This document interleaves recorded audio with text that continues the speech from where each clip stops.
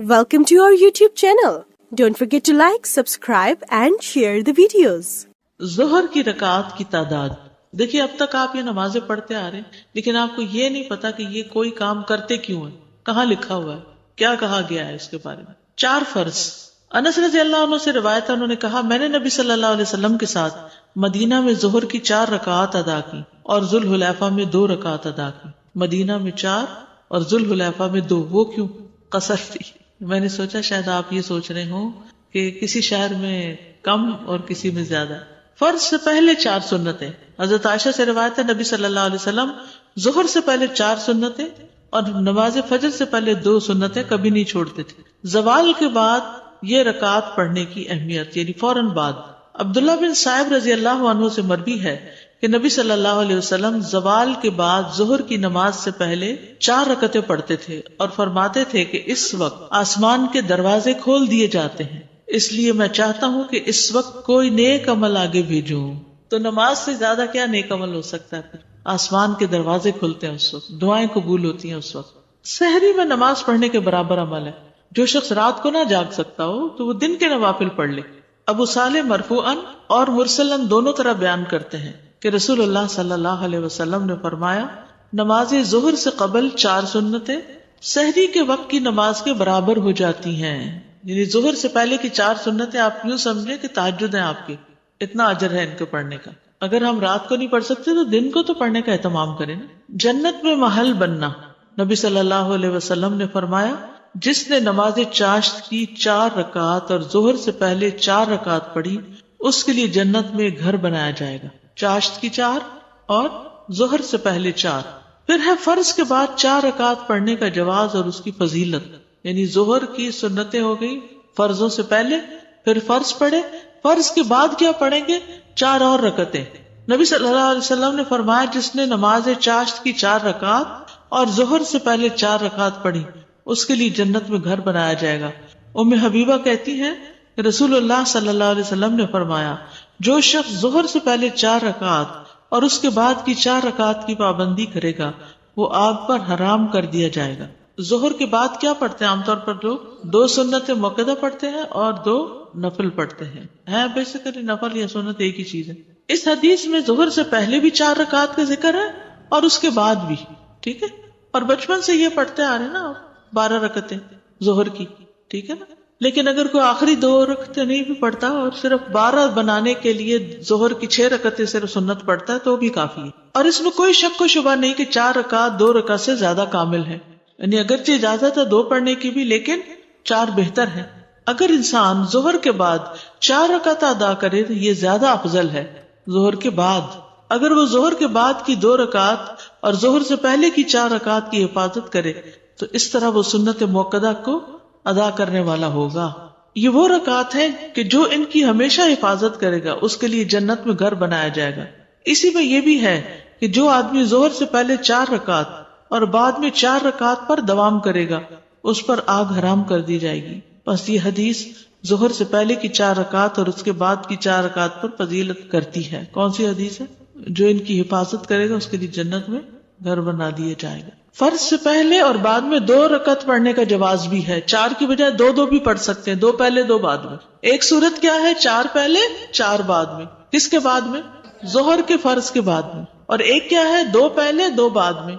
अब्दुल्लाह बिन उमर रज़ियल्लाहु अन्हुमा से रिवायत है, उन्होंने कहा, मैंने रसूलुल्लाह सल्लल्लाहु अलैहि वसल्लम के साथ ज़ोहर से पहले 2 रकतें, ज़ोहर के बाद 2 रकतें अदा की हैं। सुन्नतों को 2-2 करके पढ़ना। इब्ने उमर रज़ियल्लाहु अन्हुमा से रिवायत है कि नबी सल्लल्लाहु अलैहि वसल्लम ने फरमाया, रात और दिन की नमाज 2-2 रकत है। सुन्नतों में लंबा क़याम करना। आप ज़ोहर की नमाज से पहले 4 रकतें पढ़ते थे, इनमें लंबा क़याम करते और अच्छे अंदाज में रुकू सजदे करते थे। अब ज़ोहर की सुन्नतें हो गई। क्या सूरतें हैं इसकी 2? इसका फायदा बता दीजिए। जो 4 पहले और 4 बाद में पढ़ता है, आग हराम इस पर।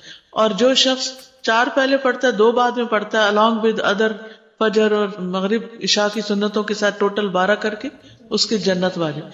एक जन्नत को वाजिब कर रही है चीज और एक आग से बचा रही है। 4 पढ़ रहे हैं लेकिन अचानक इमाम ने मतलब ऐलान कर दिया और क़याम हो गया, तो हम वहां पे तशहुद में पहले वाले में हैं, تو ہم سلام پھیر سلام لیں، پھیر دیجیے، تو ہماری 2 کاؤنٹ ہو گئی. 2 کاؤنٹ ہو. اگر تو آپ سمجھتے ہیں نا کہ تراویح لمبی پڑھائیں گے تو آپ وہ سنت اگر شروع کی ہوئی تو پوری کر لیں، ٹھیک ہے، کیونکہ آپ ان اینی کیس جا ملیں گے ان سے.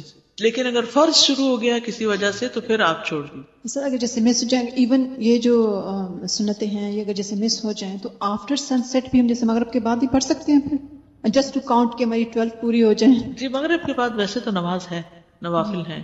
یعنی ان کی انٹینشن یہ ہو کہ جو میری مس ہو گئی ہیں وہ عصر کے بعد تک کا تو ملتا ہے، مغرب کے بعد تک کی کوئی وہ ملتی نہیں ہے، کیونکہ یہ دن کے نوافل ہے بیسیکلی، جی جی اور دن ختم ہو چکا ہے. کسی کی سچویشن ایسی ہو گئی تھی تو اس لیے میں پوچھ رہی ہوں کہ کوئی بات نہیں، وہ اللہ تعالیٰ کو پتہ ہے. یاد رکھیے جو شخص کسی عمل پہ دوام کرتا ہے نا تو کبھی نہیں بھی کر سکتا تو اس کا اجر لکھ لیا جاتا ہے. ٹھیک ہے. السلام علیکم ورحمۃ اللہ وبرکاتہ. مالک میرا سوال یہ ہے کہ چارج کی جو 4 رکعت جو پڑھی اور جو ظہر کی سنتیں ہیں 4 رکعت پڑھی، اس کا اجر یہ ہے کہ جنت میں گھر ملے گا.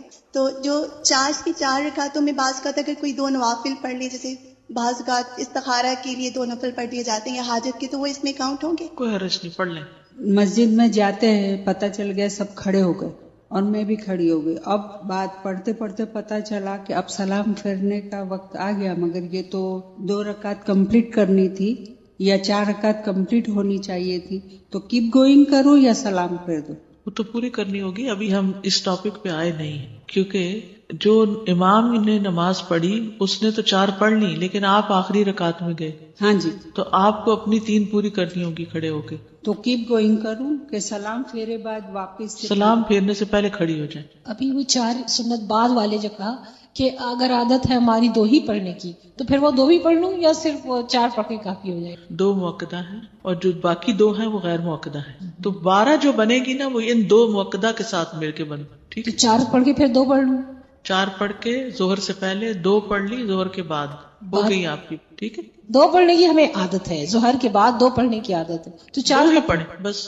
اگر آپ نے 4 پڑھنی ہے تو 2 کر کے 4 کریں گے. استاذہ ابھی آپ نے فرمایا ظہر میں فرض میں 2 سنت اور 2 بعد میں، یہ بھی دوسری صورت ہوتی ہے؟ ایسا بھی کر سکتے. السلام علیکم استاذہ جی، میرا سوال یہ ہے کہ 4 فرض سے پہلے ہم جو 4 سنتیں پڑھتے ہیں وہ 2 کر کے پڑھنی چاہیے یا ایک ساتھ 4 پڑھنی چاہیے؟ دونوں طرح پڑھ سکتے. بہتر 2 کر کے پڑھنا ہے، لیکن اگر کٹھی بھی 4 پڑھی تو کوئی حرج نہیں. عصر کی رکعات کی تعداد، عصر کی نماز 4 فرض.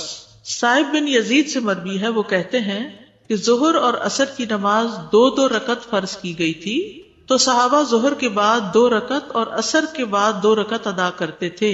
جب ظہر اور عصر کی نماز 2 رکعت تھی نا تو صحابہ کیا کرتے تھے؟ ظہر کے بعد بھی 2 رکعت پڑھتے تھے اور عصر کے بعد بھی 2 رکعتیں پڑھا کرتے تھے. اتنی بات سمجھ آ گئی؟ اوکے. پھر ان پر ظہر کی 4 رکعت اور عصر کی 4 رکعت فرض کر دی گئی. یہ پیچھے بھی گزر چکی ہے نا بات. جب ان پر 4 رکعتیں فرض کر دی گئی تو انہوں نے 2 نفل رکعتیں پڑھنی چھوڑ دی، عصر کے بعد کے 2 نفل چھوڑ دیے. فرض سے پہلے 4 رکعت کی فضیلت، فرض سے پہلے 4 رکعت کی فضیلت. یہ کون سے فرض ہیں؟ عصر کے. ابن عمر سے مروی ہے، انہوں نے کہا کہ رسول اللہ صلی اللہ علیہ وسلم نے فرمایا، اللہ اس شخص پر رحم فرمائے جو عصر سے پہلے 4 رکعتیں پڑھے. عصر سے پہلے 4 رکعتیں پڑھنے والے کے لیے کیا ہے؟ اللہ کی رحمت. عصر کے بعد چھوٹی ہوئی نماز پڑھنے کا جواز. کون سی نماز چھوٹی ہوئی؟ جو ظہر کی چھوٹ گئی تھی آپ کی. ٹھیک ہے.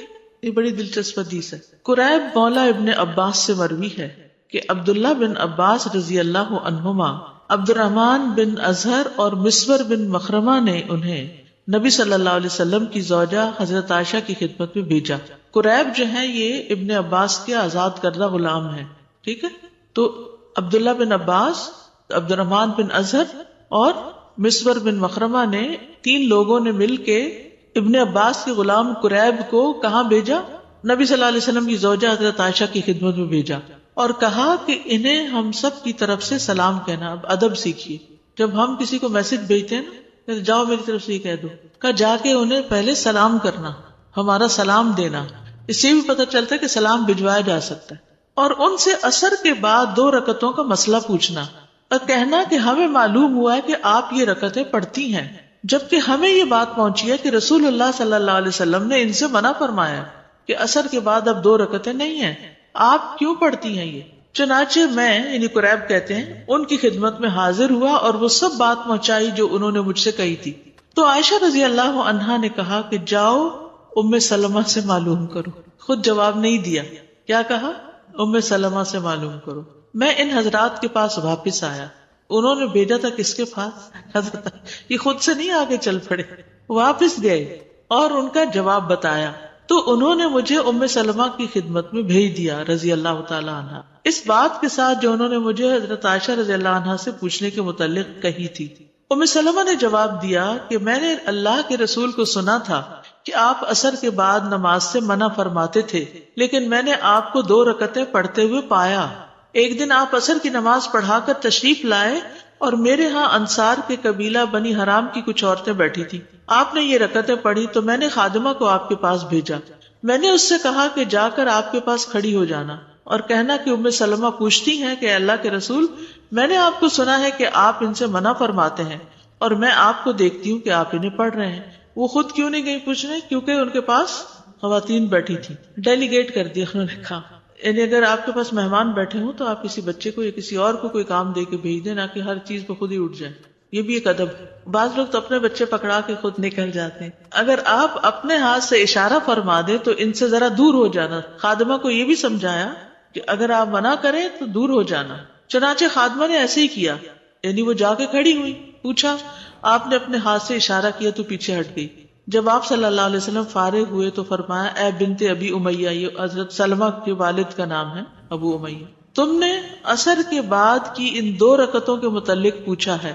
تو بات یہ ہے کہ میرے پاس قبیلہ عبد القیس کے کچھ لوگ اپنی قوم کا اسلام لے کر آئے, یعنی مسلمان ہو کر آئے, اور انہوں نے مجھے ظہر کے بعد کی 2 رکعتوں سے مشغول کر دیا. انہوں نے مجھے ظہر کے بعد کی رکعتوں سے مشغول کر دیا. تو یہ 2 رکعتیں وہ ہیں. ادب سے زندگی, محنت سے زندگی خوبصورت ہو جاتی, تعلقات اچھے ہو جاتے. ہر کوئی اپنی حد میں, کسی کی نماز میں خلل نہیں ڈال رہا اور کسی کے دائرے میں داخل نہیں ہو رہا, اور اپنے پاس سے جواب نہیں دیا.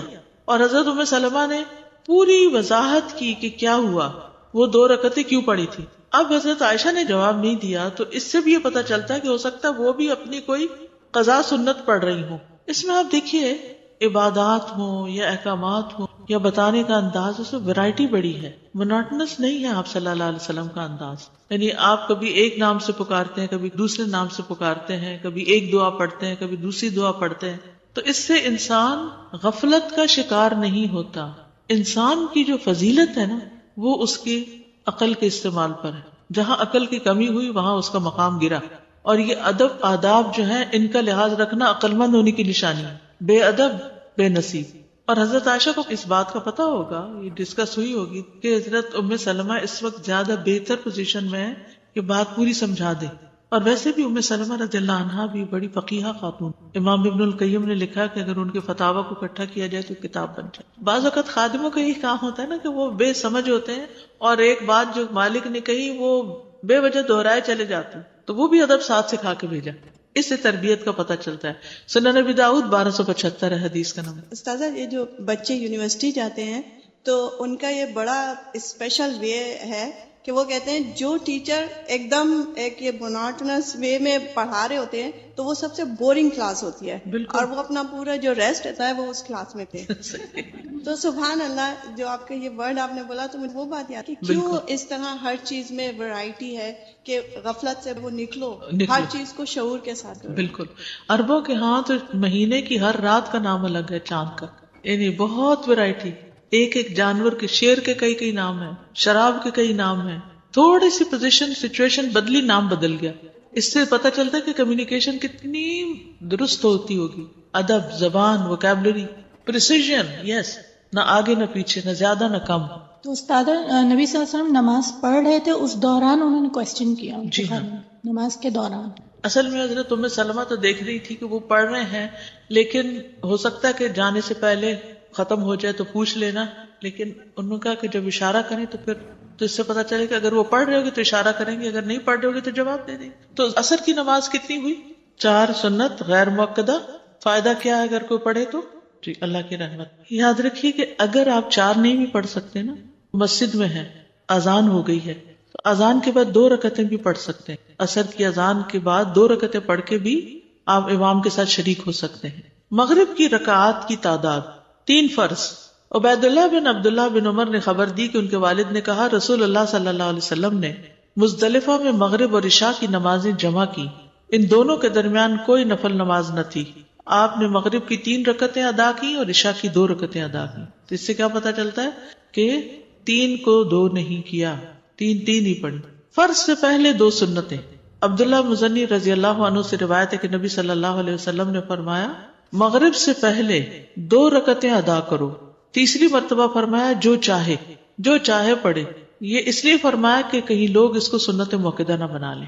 انس بن مالک سے روایت ہے، انہوں نے فرمایا کہ رسول اللہ صلی اللہ علیہ وسلم کے زمانے میں مؤذن آذان دیتا تو لوگ مغرب سے پہلے 2 رکعت سنت پڑھنے کے لیے اس کثرت سے کھڑے ہو جاتے، محسوس ہوتا اقامت ہو گئی. یعنی اتنے حریص تھے، اگرچہ لازم نہیں تھی پڑھنی پھر بھی لوگ پڑھتے تھے. انس بن مالک کہتے ہیں ہم مدینہ میں ہوتے تھے، جب مؤذن مغرب کے لیے آذان دیتا تو لوگ ستونوں کی طرف لپکتے اور 2 رکعتیں پڑھتے تھے. حتیٰ کہ ایک مسافر مسجد میں آتا تو ان رکعتوں کو پڑھنے والوں کی کثرت دیکھ کے یہ سمجھتا مغرب کی نماز ہو چکی ہے. یعنی اتنے شوق سے پڑھ رہے ہوتے تھے لوگ. فرض کے بعد 2 سنتیں. حضرت عائشہ سے روایت ہے، انہوں نے فرمایا کہ نبی صلی اللہ علیہ وسلم مغرب کی نماز ادا فرماتے، پھر میرے گھر تشریف لاتے اور 2 رکعت ادا فرماتے. سنت کہاں آ کر پڑھتے تھے؟ گھر میں. رافع بن خدیج سے روایت ہے، انہوں نے فرمایا اللہ کے رسول ہمارے ہاں یعنی بنو عبد الاشہل کے محلے میں تشریف لائے. آپ نے ہماری مسجد میں ہمیں مغرب کی نماز پڑھائی، پھر فرمایا یہ 2 رکعتیں اپنے گھروں میں پڑھا کرو.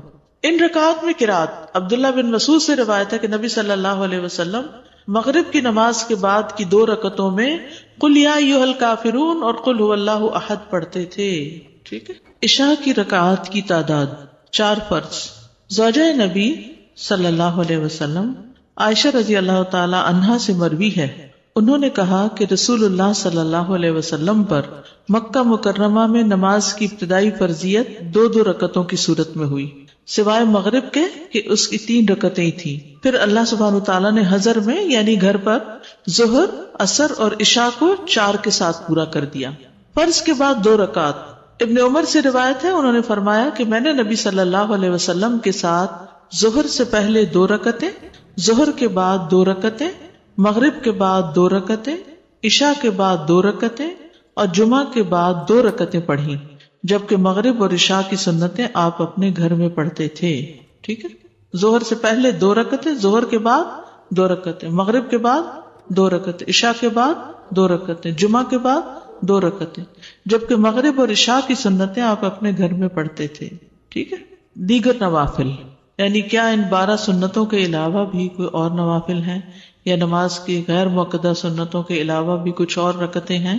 عاصم بن زمرہ السلولی سے روایت ہے، انہوں نے فرمایا کہ ہم نے علی رضی اللہ عنہ سے رسول اللہ صلی اللہ علیہ وسلم کے دن کی نفلی نماز دریافت کی کہ دن میں آپ کون سے نفل پڑھتے تھے. انہوں نے فرمایا تم ان کی طاقت نہیں رکھتے، تم اتنے نوافل نہیں پڑھ سکتے. ویسے حیرت ہوتی ہے نا کہ نبی صلی اللہ علیہ وسلم اتنی ذمہ داریوں کے ساتھ اتنے نوافل بھی پڑھ لیا کرتے تھے. اللہ ہمیں بھی توفیق دے دے. ہم نے کہا آپ بیان تو فرمائیں، بتائیں تو صحیح کہ کیا تھا، ہم سے جس قدر ہو سکے گا عمل کر لیں گے. علی رضی اللہ عنہ نے فرمایا رسول اللہ صلی اللہ علیہ وسلم جب فجر کی نماز پڑھ لیتے تو ٹھہر جاتے، حتیٰ کہ جب سورج ادھر سے یعنی مشرق کی طرف اتنا بلند ہو جاتا جتنا عصر کے وقت ادھر سے یعنی مغرب کی طرف اونچا ہوتا ہے تو آپ اٹھ کر 2 رکعتیں ادا کرتے. یعنی جب سورج کی زردی ختم ہو جاتی طلوع کے بعد تو اس وقت آپ 2 رکعتیں ادا کرتے اشراق کی. اس کے بعد توقف فرماتے، ٹھہر جاتے، حتیٰ کہ جب سورج اس طرف یعنی مشرق کی طرف اتنا بلند ہو جاتا جتنا ظہر کے وقت یعنی ڈھلنے کے بعد یعنی مغرب کی طرف ہوتا تو اٹھ کر 4 رکعتیں پڑھتے. پھر جب سورج ڈھل جاتا تو ظہر کے فرضوں سے پہلے 4 رکعتیں اور ظہر کے بعد 2 رکعتیں پڑھتے اور عصر سے پہلے 4 رکعتیں پڑھتے اور 2 رکعتوں کے درمیان مقرب فرشتوں، نبیوں اور ان کی پیروی کرنے والے مسلمانوں اور مومنوں کے لیے سلامتی کی دعا کا فاصلہ کرتے، تشہد پڑھتے. اس میں آتا ہے نا السلام علینا وعلی عباد اللہ الصالحین. اس کے بعد علی رضی اللہ عنہ نے فرمایا یہ 16 رکعتیں ہوئی جو رسول اللہ صلی اللہ علیہ وسلم کے دن کے وقت کی نفلی نماز تھی. اس پر پابندی سے عمل کرنے والے لوگ بہت کم ہیں. اس میں مزید جو چاشت اور اس کے نفل ہیں نا اشراق کے وہ شامل کیے گئے. حضرت عائشہ رضی اللہ تعالی عنہا سے روایت ہے کہ انہوں نے فرمایا کہ نبی صلی اللہ علیہ وسلم جب وضو کرتے تھے تو 2 رکعت نماز ادا کرتے تھے. تو یہ کون سی نماز ہے؟ تحیۃ الوضو، پھر نماز کے لیے مسجد کی طرف نکل جاتے. ہر اذان اور اقامت کے درمیان نماز ہے، یعنی یہ بس ایک اصول یاد رکھیے، اذان اور اقامت کے بیچ میں نماز ہے. عبداللہ بن مغفل سے روایت ہے، انہوں نے کہا کہ اللہ کے نبی نے 3 بار فرمایا ہر 2 اذانوں کے درمیان نماز ہے. تیسری بار فرمایا جو کوئی چاہے پڑھ لے، یعنی مؤکدہ نہیں ہے. ٹھیک ہے. عبداللہ بن زبیر رضی اللہ عنہ سے مرفوع مروی ہے کہ نہیں ہے کوئی فرض نماز مگر اس سے پہلے کم از کم 2 رکعت نفلی نماز ہے. علی رضی اللہ عنہ سے روایت ہے، انہوں نے فرمایا کہ نبی صلی اللہ علیہ وسلم اقامت کے وقت 2 رکعت نماز پڑھتے تھے. مغرب اور عشاء کے درمیان نوافل ادا کرنا، مغرب اور عشاء کے درمیان. انس رضی اللہ عنہ نے اللہ عز و جل کے اس فرمان کانوا قلیلا من اللیل ما یہجعون، یہ لوگ رات میں بہت کم سوتے تھے، اس کی تفسیر میں فرمایا کہ صحابہ مغرب اور عشاء کے درمیان نماز پڑھا کرتے تھے. مغرب اور عشاء کے درمیان نوافل. بعض لوگ ان کو اوابین کا نام دیتے ہیں، حالانکہ اوابین چاشت کی نماز کے لیے آتا ہے. یہ نوافل بہرحال ہیں، یعنی ان کی دلیل پائی جاتی ہے. اور یحییٰ کی روایت میں یہ اضافہ ہے کہ آیت کریمہ تتجافا جنوبہم سے بھی یہی مراد ہے، یعنی مغرب اور عشاء کے بیچ میں سوتے نہیں تھے، آرام نہیں کرتے تھے، بلکہ نوافل پڑھا کرتے تھے. اب دیکھیے کتنی ہمت تھی ان کی. سارا دن کام کے بعد جب لوٹے تو گھر پہنچ کے یعنی مغرب پڑھ کے آئے، گھر آ کے پھر نماز شروع کر دی، پھر عشاء پڑھنے چلے گئے، کیونکہ لکل وجہۃ ہوا مولیھا، ہر ایک کے لیے ایک سینٹر آف لائف ہوتا ہے، اسی کی طرف پلٹ پلٹ کے جاتا ہے. تو صحابہ سب سے بڑھ کر عبادت گزار لوگ تھے. اسی لیے آتا ہے نا قرآن مجید میں تراہم رکعا سجدا یبتغون فضلا من اللہ ورضوانا سیماہم فی وجوہہم من اثر السجود. یہ جو قرآن میں آیت آتی ہے، احادیث اس کی عملی تفسیر ہے. ہماری زندگی میں سب سے کم امپورٹنس اگر کسی چیز کو ہے، اوورآل اجتماعی طور پہ بات کریں گے، وہ نماز ہے.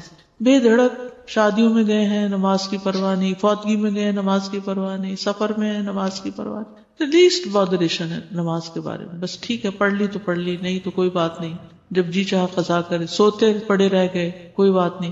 تو اس سے پھر ہمیں پتہ چلتا ہے کہ ہمارے اندر سینس آف رسپانسبلٹی کتنی ہے. انسان کی کامیابی اس وقت تک ہو نہیں سکتی جب تک کہ وہ غفلت سے نہیں نکلتا. فویل للمصلین الذین هم عن صلاتهم ساہون. اور خصوصاً نماز کے بارے میں غفلت جب تک نہیں چھوڑتے. اور ایک حقیقت ہے کہ جو نماز کے بارے میں فکر مند ہوتا ہے نا، وہ اپنے باقی فرائض کے بارے میں بھی فکر مند ہوتا ہے، کیونکہ یہ فکر مندی اس کی عادت بن جاتی کہ مجھے اپنی ذمہ داریاں پوری کرنی ہے، اپنی رسپانسبلٹیز نبھانی ہے. اللہ سبحانہ وتعالیٰ نے ہم پر کوئی ایسی چیز لازم نہیں کی کہ جو ہمارے بس میں نہ ہو. لا یکلف اللہ نفسا الا وسعہا. ہم فارغ ہوتے ہیں تو کیا کہتے ہیں، بور ہو رہے ہیں، کچھ سمجھ ہی نہیں آتا کیا کریں، کوئی کرنے کا کام ہی نہیں ہے. خاص طور پر اگر کہیں سفر پہ گئے ہیں یا کسی ایسی جگہ پر ہیں جہاں ہم اپنی روٹین سے الگ ہیں. کچھ لوگ ہوتا ہے نا کہ وہ روٹین کے اندر بندھے بھی ہوتے ہیں، اس کے ساتھ چلتے رہتے ہیں، جو روٹین کھلی پھر اس کو سمجھ نہیں آ رہا اب کیا کریں خود. لیکن نماز کی طرف تو دھیان ہی نہیں جاتا کہ چلے نوافل ہی ادا کر لیتے ہیں. دن کے نوافل بھی ہیں، رات کے بھی ہیں. ہمارے کلچر میں نماز کم ہے، فرض کی ادائیگی ہی کم ہے، نوافل تو دور کی بات ہے. وہ اسلام ہماری زندگیوں میں داخل نہیں ہوئی نا. ادخلوا فی السلم کافہ والی بات نہیں.